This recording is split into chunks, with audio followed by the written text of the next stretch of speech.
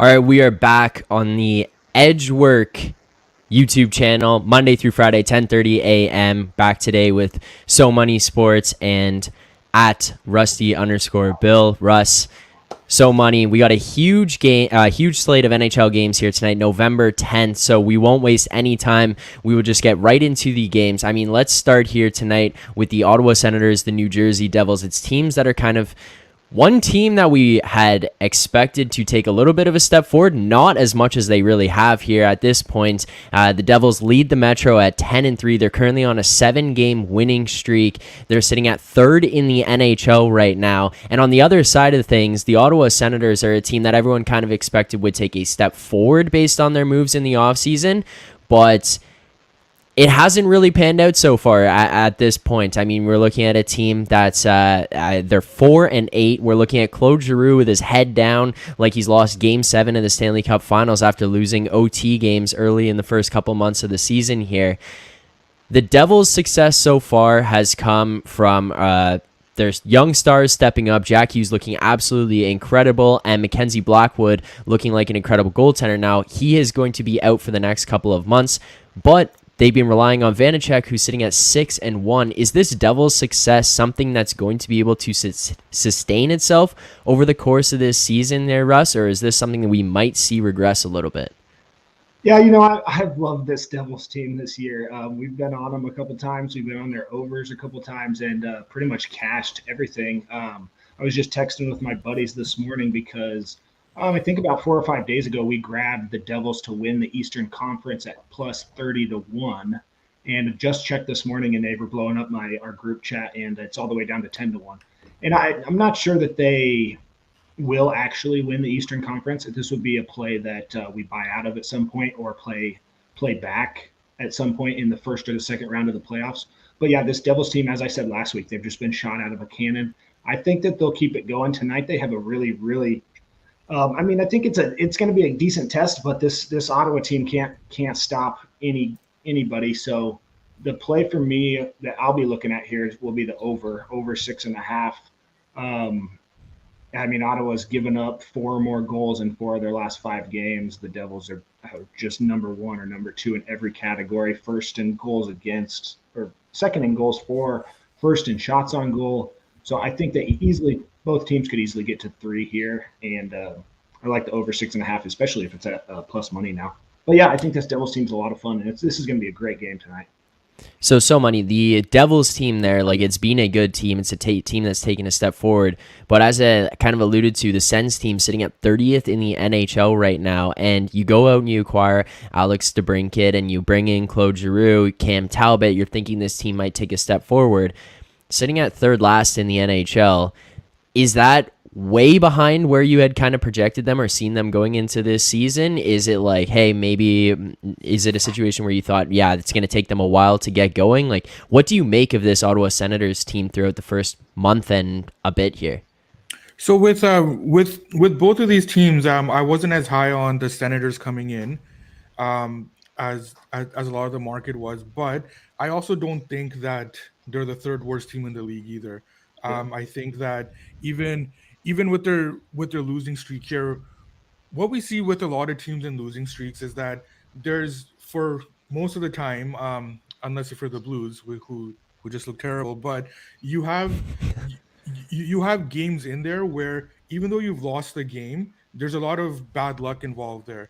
That's what I'm seeing with the Sens right now too, right? They've lost what six games here, but 6 straight games. But the last 3 games, I've actually scored them very well. The game against Vegas, Philadelphia, and Vancouver, they lost all 3 of those games, but I've got a higher score on them than what the final score indicated. Similarly with New Jersey, very bullish on them coming in, but I don't think that their level is sustainable. Now, with that being said, I've scored them well in almost every game. So they've been deserving to win every game except their last game, right? The game against Calgary, I thought there was a lot of they had a lot of good luck there in getting that win. So I think that it's possible that we start seeing their play dip a little bit, even though long term I'm extremely bullish on that team. So for tonight, I do have a play in this game. I think that that number on Ottawa, for the reasons I mentioned earlier, it's a little bit high. I like Forsberg. He's confirmed in net, and I we're seeing that you can actually get them in the low plus 160s right now, which I think is the way that I'd be looking at in this game. Okay, so we can lock that in. And if you want to track these bets on a daily basis, if you miss a show and you want to get notified when these bets are placed any day from Monday through Friday, it will all be on the BetStamp app in the marketplace underneath Edgework. So you can go there, follow, turn on notifications, and you will get notified every single time that these bets are placed live on stream. So we'll lock that in. Senators, I'm seeing right now the best price available, which would be a widely available price, would be on Pinnacle plus 165. So we can place that. And then Russ, you said over 6.5 right now. So Yeah, I am seeing also, sorry, but I am seeing over 6.5 plus 100 at FanDuel. So we will lock that in as love it. well. All right, another team someone you had kind of mentioned there was the game the other day, the Devils against the Flames, and now I don't think it's necessarily just from that game. It is an accumulation of how things have been going over the course of the beginning of the season here for the Calgary Flames. But it started to put a little bit of doubt in people's mind regarding the Flames. Are we panicking on the Flames? Like where are we at with the Flames here, so money? They're fine. Like so similar to Ottawa, there's in their losing streak here. There's quite a little bit of bad luck involved, especially in the last couple of games. So the game against the Islanders, they just blew the lead. They should have won that game. They blew it in the third. They've blown leads against Seattle now, and against New Jersey as well. Um, I'm not too concerned about the Flames long term. Um, of those six losses, I would argue that they should have actually won four of them. Um, and I look at the games against the against Edmonton, Seattle, Islanders. They should have won those games. However, they are on the last game of a road trip here in Boston, and it's possible that we'll see Vladar and Ned. If I know my man Sutter, this is the spot where he's going to put in Vladar. Um, and during this streak, the Flames have struggled 5-on-5. They're probably without Huberto, and they've suffered some losses on the back end here, which has left their third pairing, who actually shouldn't be getting the minutes that they that they should be getting. So they're just going through a tough stretch. They're still an elite team. I'm not putting too much stock into their losing streak right now. At the end of the day, they're still 500. So um, I think we just need to relax a bit. I think that they're fine. It is a tough spot tonight. I'm also not falling for this Jim Montgomery's coy act anymore. McAvoy is playing, regardless of what these guys want to say. He is going to play tonight. So it's tough for Calgary tonight. They'll finish off the road trip here. They'll get back home. I think they'll be okay long term.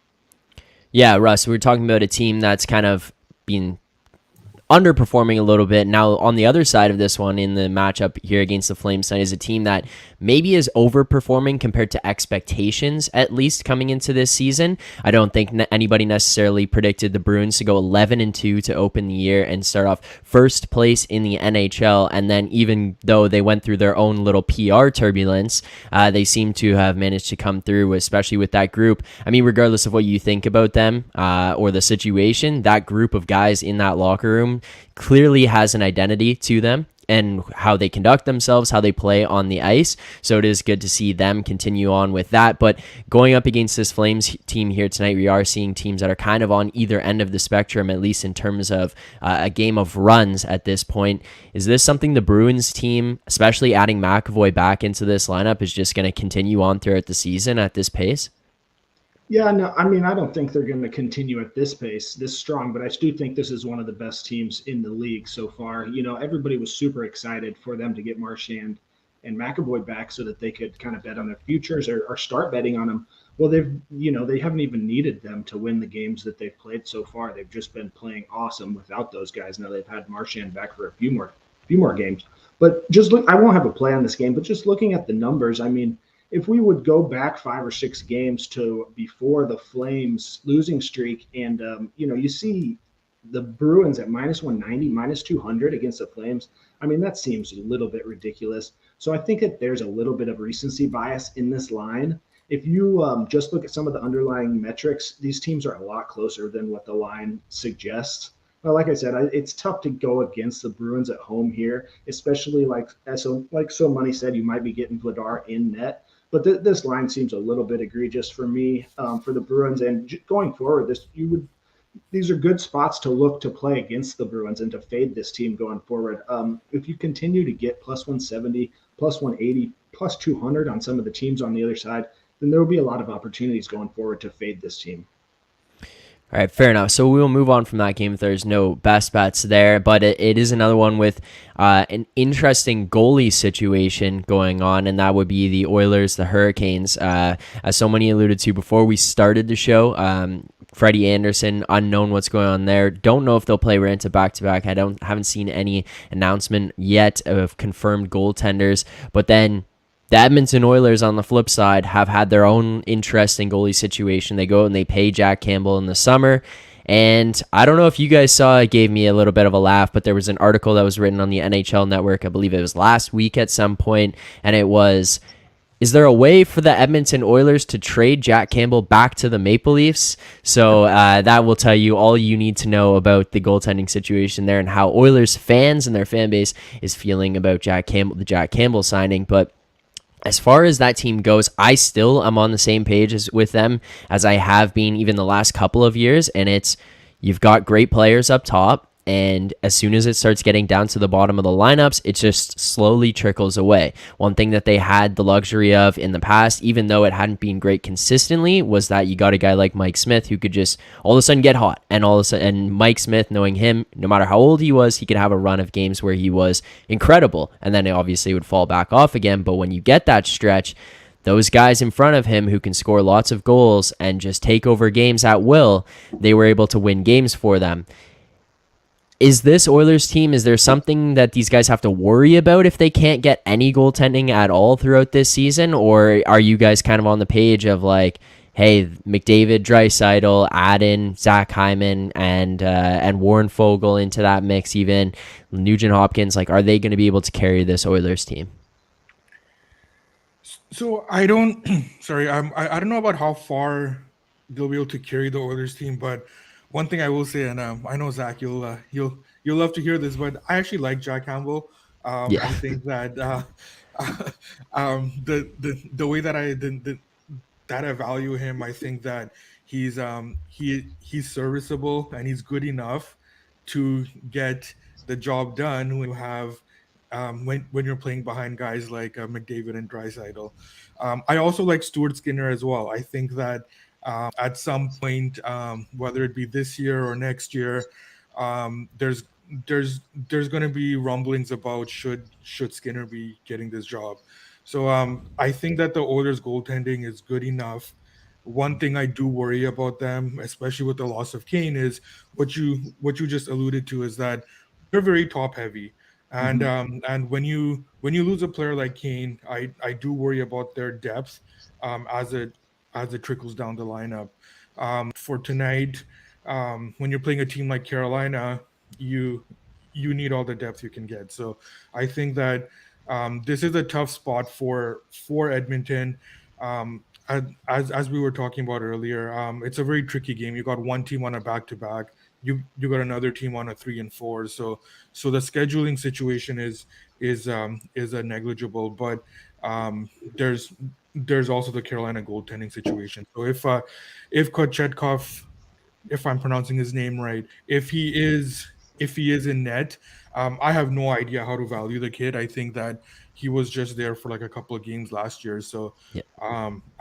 I wouldn't be able to value him properly. So unless if it's Ranta back to back, I would be more inclined to lean towards the under here. Or if the game's in Carolina, so if Freddie Anderson's okay to play and he's back at home. Like that's the way that I'd be more inclined to play the under if we have the right goaltending tandem. Hey, I'll be honest. I like Jack Campbell as well. I wouldn't have paid him that money. So I was okay with walking away from him at that price. Like Right. regardless, he is 30 years old, and they paid him for a good amount of money for 5 years. So yeah, I was okay with walking away from that one. Yeah, Fair it enough. depends how far your priors go back, right? Like So Money and I must have the past few years still graded in there because yeah, my numbers still like Jack Campbell too, despite how he's done this year. And just to kind of briefly touch on this Edmund team, we've Mind the Model has loved this team all year. We've played on them 3 or 4 times and done pretty well so far. Just one quick thing, I think that they kind of are taking a little bit of a page out of the Colorado Avalanche playbook where they just have all of this front end speed and they just kind of have a serviceable goalie. They try not to put him in too terrible of situations, but if he can, let in 1 or 2 goals, they expect Draisaitl and McDavid to get 4 or 5.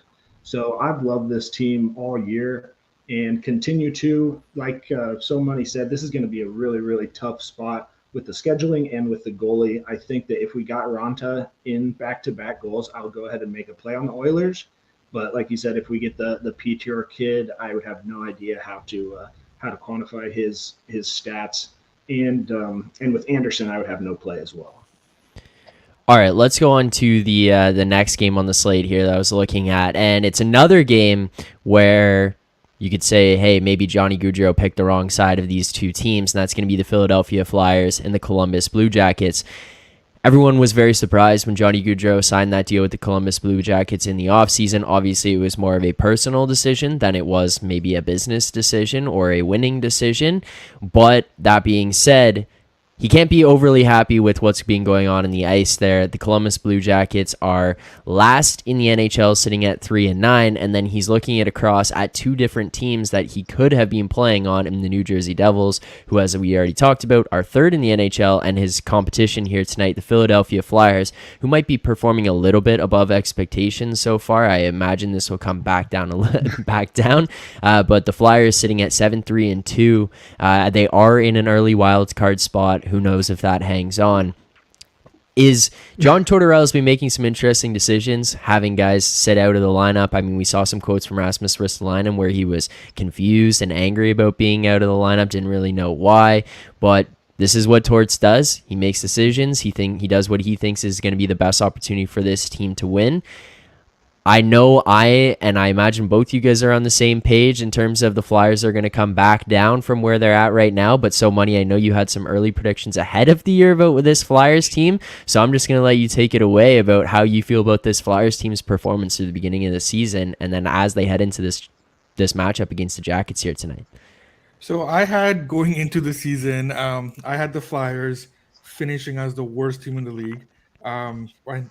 I in the Hammer article, I had them finishing last. Now the problem is nothing has changed for me. I still think that this is a terrible team, Yeah. and in fact, I think that this team is going to end up being the death of me this year. Carter Hart, the way that he's playing, unbelievable. All credit to him. But for the life of me, I just can't understand how they're getting these wins. Like I'm looking at their schedule right now and the way that I grade every game. I have a bunch of reds for them throughout every single game, which means that you deserve to lose that game. Yet you go over to the next column and I'm seeing a W there. So this is not going to last, right? This is not sustainable. I just don't know how long they can keep this going. We've seen in the NHL where a guy like Carter Hart, young kid, he had an off year a couple of years ago. He's back in form. Yes, a kid like that is able to carry you, but at the same time, you need to be able to score some goals, right? So this team is pulling off these 1-0 wins, 2-1 wins out of, and I don't know where it's even coming from. So yes, I do expect the Flyers to regress quite a bit. Columbus, for their part, they're not the worst team in the league. They haven't played well. We're seeing they haven't gotten good goaltending. I am on Columbus tonight, and I was pushed over that way when Korpisalo was confirmed. And the way that I think about this game is that Merzlikins has been horrible all season, right? And you bring in a guy like Korpisalo. He was hurt last year. He had an off year. I think that he should be better. And how much more worse can you get than what Merzlikins has given you this year? So I think that the pricing on this game was based on the current forms of the team.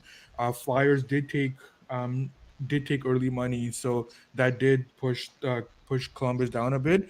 But I'm on Columbus today. I'm sure that the Flyers are going to win 2-1 in overtime with Hart making like 50 saves. So I'm fully prepared for that. But I am on Columbus tonight. Yeah, and Russ, like on the Jackets front there, I mean, they did lose Line for a little bit, but comes back into the lineup, so it's not like that's something they can really rely on in terms of excuses for something that's been holding them back. This Flyers team, last year they were terrible, and I kind of expected it to be about the same, going probably even worse this year. Performing above that, but then a Blue Jackets team that where I was coming into the season saying, hey, they're not, I didn't think they would be very good. I didn't think that the Blue Jackets would be very good. I didn't see them being this bad. Now, how quickly can they turn that around? And then how quickly can this Flyers team start to become what they truly are? Yep, I mean, I think So Money hit on a lot of the points that I was going to touch upon. You know, I would love a 2-1 overtime victory for either team, because we did make a play on the under 6.5 here on this game. Yeah, just like you guys both said, these are two pretty bad teams. Now, I think in the long run, I think the Blue Jackets will finish better than the Flyers, which is kind of crazy to say after watching the first month of the season or so. But yeah, these teams are very, very similar. I think, Philadelphia struggles to score. They're 31st in expected goals for, and the Blue Jackets 28th in expected goals for. And like So Money said, Carter Hart's just been completely standing on his head. This dude is first in goals saved above expectation. You know, this is out of 100 goalies. This dude is first in the entire league. So he's just playing absolutely unbelievable. So I got to play on the under here. This was even. It looks like it will even get more value now that Joonas Korpisalo is confirmed. My numbers have closer to 5.5, a little bit above 5.5, closer to 6. So if you can get under 6.5 here, I think that's a great play. Real quick here, comment in the chat from Josh C saying first game back from international play for Columbus and Colorado. Do you guys think that this has anything? This will have any relevance for Columbus here tonight against the Flyers?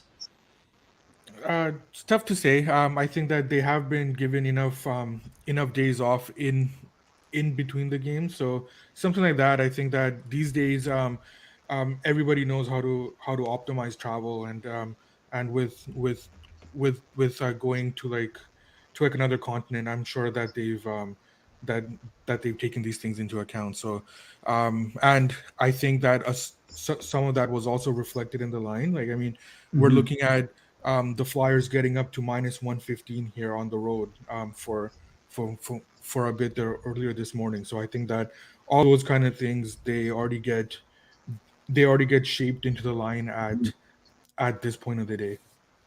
Yep, completely agree. All right, another game where we've got a team that's kind of been going probably above expectations as well at this point of the year, and that would be the Vegas Golden Knights going up against the Buffalo Sabres. The Sabres have been a little bit underwhelming. They were a team where I kind of put them, I personally had them above like where Ottawa would be or Detroit would be, where they would be those like fun, pesky teams. They're going to win games. They're going to be in it. They're going to make it exciting and tough on teams. I thought they would be doing a little bit better than they are right now. Admittedly, that was just kind of where I had them going into the year, but probably relative to overall or finishing season expectations, they're probably about where most people would have them slotted in. Now on the other side, this Vegas team, they've just been rolling along. They had Robin Leonard go out before the season. He wasn't going to play at all. They've been a team that is just absolutely ruthless as an entire organization. They don't care who you are or how much money you make. If you're not going to win, get out the door, and see you later. Now, they call up a guy, Logan Thompson, in light of some of these injuries. They have him in there. They had him in there last year for a little bit. This is a guy who was playing in Canadian University a couple of seasons ago, goes to the ECHL, AHL, and now he's going to be competing for a Calder Trophy in the NHL this season.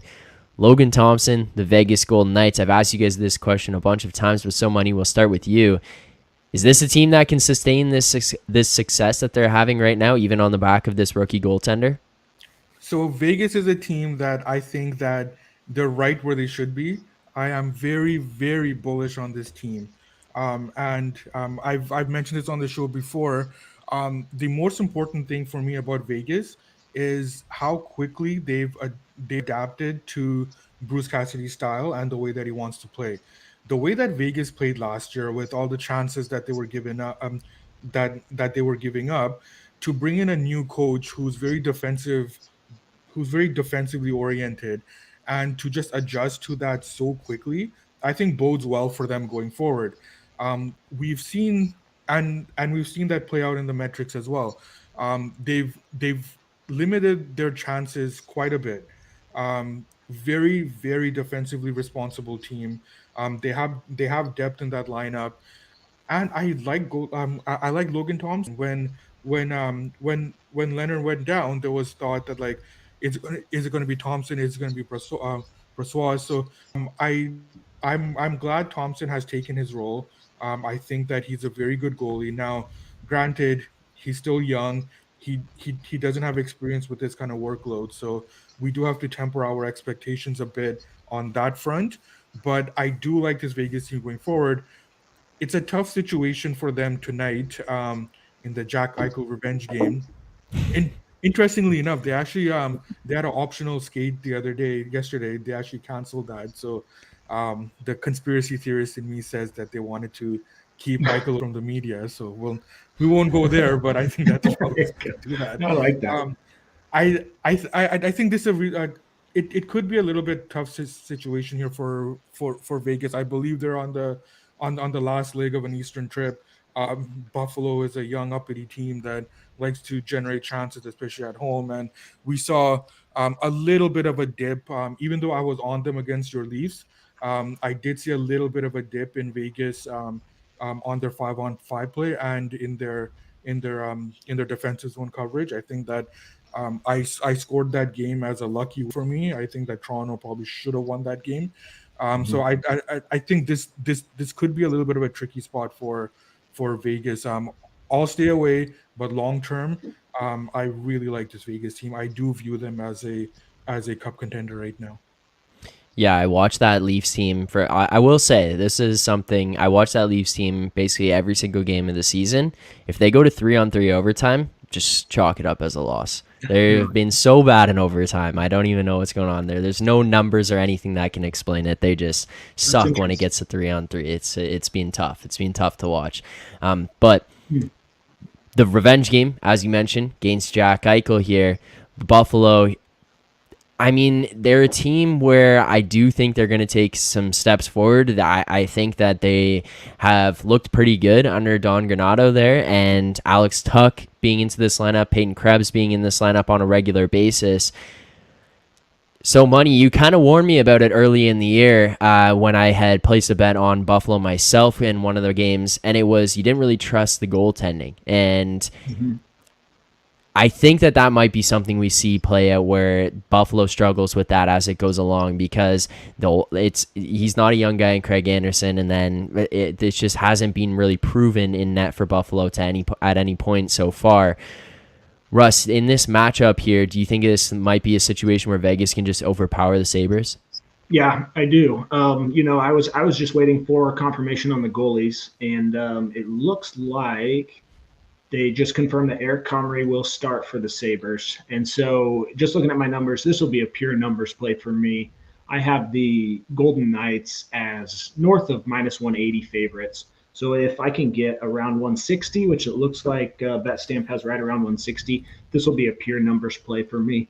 I think you guys highlighted some of the main talking points. Buffalo, they've surprised a few teams, and then they've been letdowns on a couple other games, and I have them ranked 16th right now, right in the middle of the league, right where they should be. I think they might be 1 year away from really making a move. I think next year they could really make a move, but I don't know how you get in front of this Vegas Knights team. One of the worries would be the last game on the road trip, like so many said.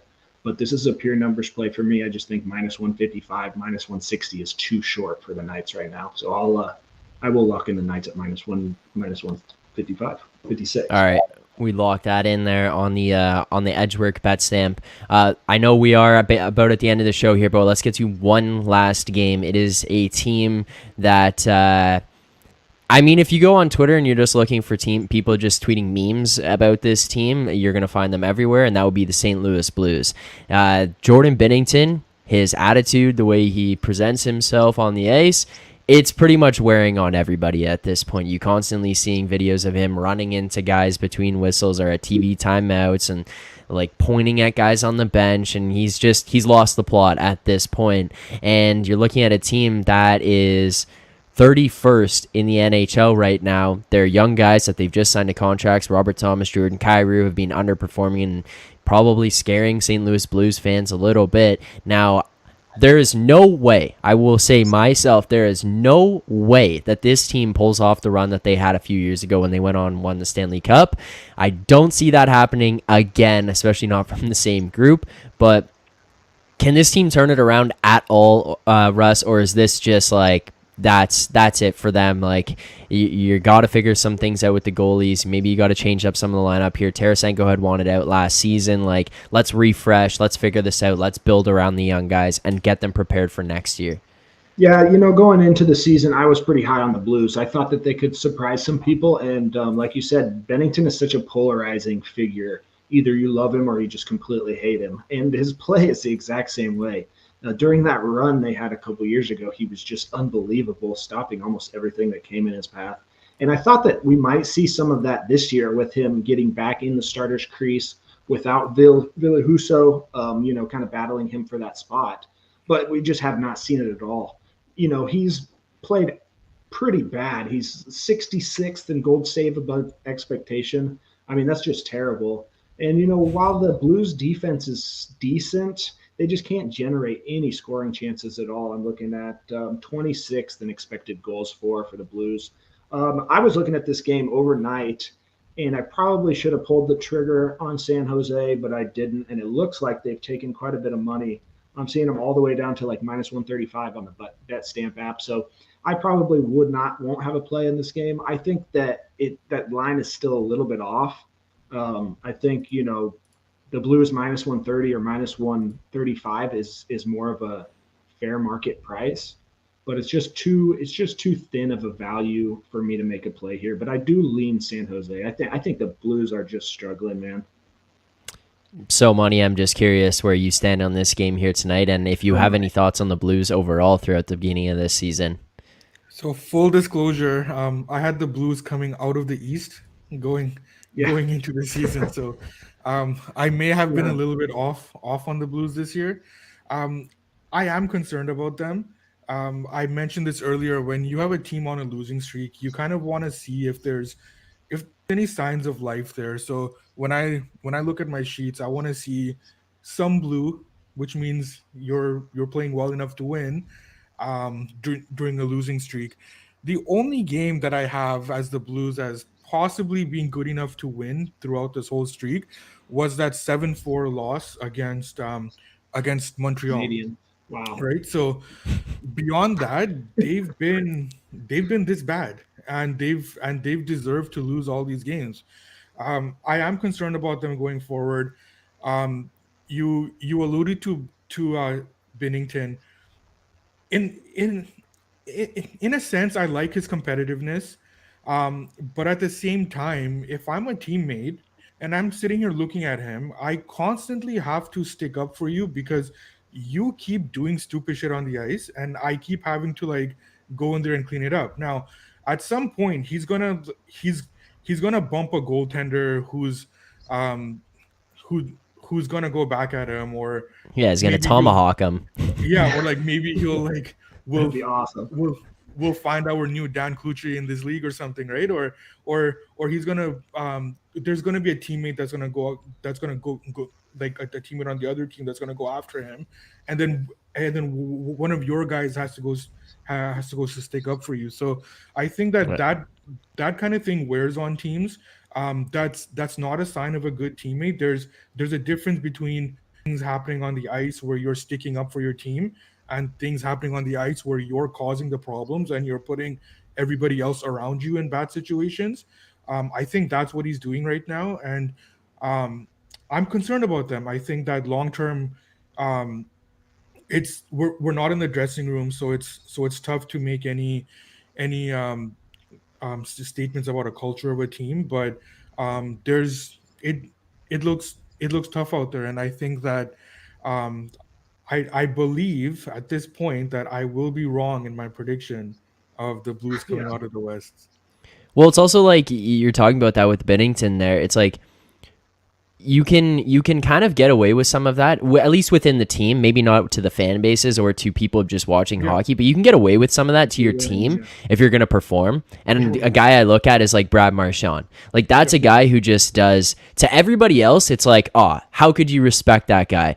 Well, guess what? To the guys in the locker room, he's sticking up for them. He's not afraid to go out there and just put himself on the line and lick guys in the face, but he's also going to be a first-team All-Star. He's going to score 100 points, and he's going to be one of the best players in the NHL and lead your team to the playoffs and give you guys a chance at success. So if you're going to go out there and do all that same stuff or equivalent stuff like Binnington, but you're going to suck, it's just going to wear on guys at some point where it's going to be like, dude, just stop the puck. Like, let's just focus on that first, and then maybe you can add some of the other things in. It just wears on guys, but 100%. This has been Edgework, November 10th. If you guys are on Twitter right now and you're firing comments off, unfortunately, we won't be able to see them in real time. So in the future, if you want those comments read, you have questions, anything like that, make sure to head over to the Edgework YouTube channel. You can subscribe to the channel, turn on notifications. You'll get notified every single time we go live, Monday through Friday at 10:30 a.m. Breaking down all the games, giving our best bets for that night or for the upcoming nights as well. So make sure to subscribe to the Edgework YouTube channel.